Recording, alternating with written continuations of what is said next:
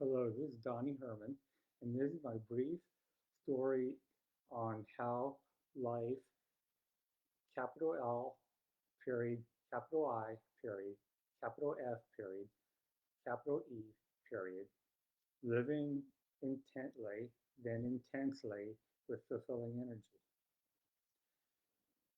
I was demolished cerebral palsy, CP. I was born on September 30th, 1963. Uh, and then shortly after my birth, I was diagnosed with cerebral palsy, CP. The, the prognosis was that I would be uneducable past 3 or 4 years of age at worst, or for uh, third, third to fifth grade at best, and that I should be institutionalized for my own good. Um, and it was said that I would not be able to participate in any athletics, um, and be a participant in society. Um, my parents said no way to for me to be institutionalized, so they found me a doctor that had was success was doing craniosacral therapy, and in Camp Hill, Pennsylvania, near where we lived in Harrisburg. Um, and she was able to, if you remember the Coneheads from Saturday Night Live, that's what my head looked like. Um, and flat, narrow in some areas. And the female doctor asked my mother to hold my feet while she worked on my skull. And she, she said she couldn't do too much of it, but my parents were like, hey, do as much as you can. We're willing to do anything for this boy. And so they, so she started working on my uh, cranium, and my mom could feel the sensation in my feet, the pulsations.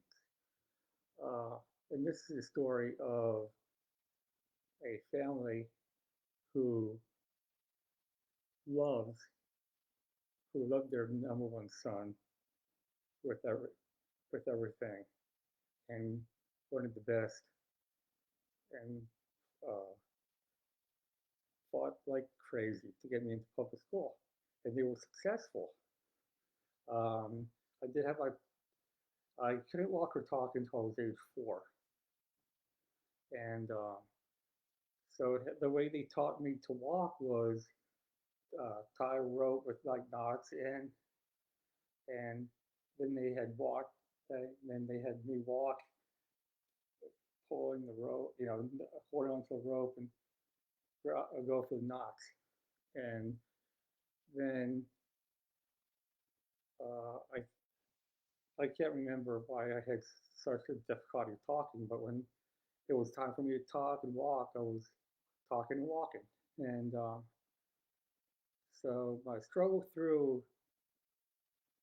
I don't remember it being such a struggle in elementary school, but my junior high wasn't a struggle. I went from like the second section from the bottom in 7th grade, and left in 9th grade, second from the top, meaning I missed accelerated by one section. And my parents, I'll tell you later what I found out what my parents had said to the school board, and the school board having it on to the teachers and the special ed educators. Um, but however, prior to that, I was able to successfully competitively swim on swim teams, one for 11 years in the summer, and winter teams, uh, different teams over an 11-year period. And then um,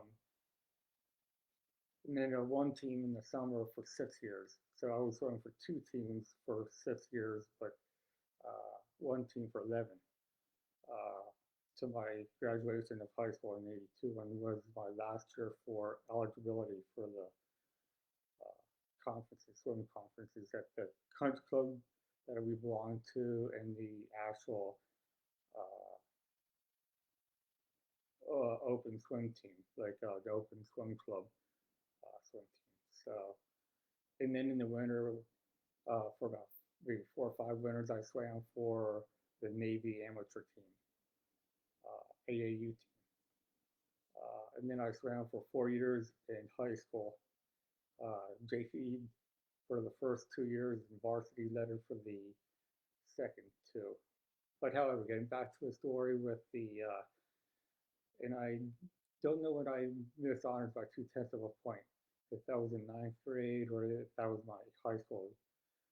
But in my senior year, I was partnered with a friend of mine that I grew up with, and we were doing a debate on abortion. And he and I were anti-abortion. And I stated my story briefly, and I said, if I was born post 1973, that my parents would never have had aborted me the same way they would, since I was born prior to 1973 and 1963, 10 years earlier, they never institutionalized me, so they would never have aborted me or put me up for adoption. They would have fought for me just as the way they did for me. And so then it came.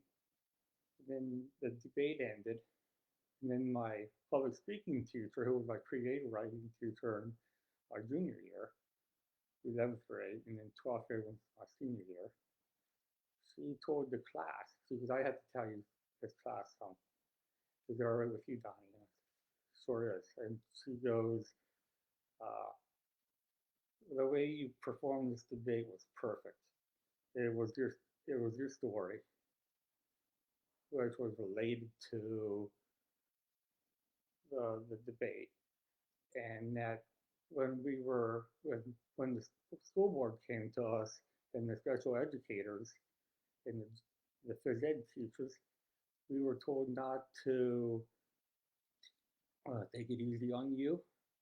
We were actually to push you hard, push you through walls, push you over mountains. Uh, that we were told to help them climb mountains. And then the one special ed teacher came to me in 10th grade in my early on in my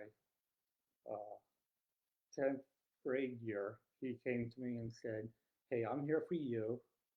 I'm going to approach you just this one time, just to let you know that I'm here and inviting you to come to me if you need help, if you want to talk, but I will never come back to you and ask if you're sure you need help. So I never did, and he never came to me. And the guidance counselors pretty much said the same thing. We're here for you, and we're here for your guidance, and here for and I was college prep, and I took enough elective classes that I graduated. And first of all, my parents said when I missed honors by 2/10 of a point, I don't know if anyone came to them and said, hey, we're just going to give him honors because he's so close. And then my parents said, no, you know what? The purpose is not to give him honors, even if he missed by 1/10 of a point, because if he didn't earn it, he it wasn't worth doing. So make him earn it. So I never made honors, dismissed it by the 2/10 of a point, which, hey, I'm amazed by that. But when graduation rolled around, I found out I graduated in the top half of my class because when my name was called, it was named after friend that I grew up with in the E's, and I'm in the H's. So if they weren't, knew it wasn't, if it was in alphabetical order, it had to be by class rank. So with the electives that I took enough that I had enough credits to be up there. And we were a class of 500, so I graduated somewhere, I think about anywhere between 200 and 250, or maybe 175 and 250. Um, so it was a life of struggles, but man, I tell you what, I had a blast doing it. So, and I'm much better off. Never went to college. I went to a community college to take college courses that allow would help me in the business that we're in now. And I'm partnered, and I represent two companies now which have the same philosophy and vision, mission. And one's the number one retail grocer in the U.S. and we're aiming to be the premier grocer in the world. Um, and the other is in the movement, and we're building a culture of transforming global health care from sick care into well care, meaning prevention. But it's the lifestyle aspect of it. Lifestyle wellness is what helped me to become the person I am. With the methods we went through, with the products that I take now, I take a product line that's really made me this much sharper, and it's continuum, excuse me, um, and so I'm this much sharper due to the products, but it's the methods that help me get to where I am physically, but and mentally, emotionally. But the products have got that too. So if you're interested in what I just mentioned here at the end, feel free to get in touch with me. Thank you. And there'll be more. I'll probably have some little implementations or things that I will put up in books that I've read that have helped me. And okay, so that's all I have. Thank you very much, and good night.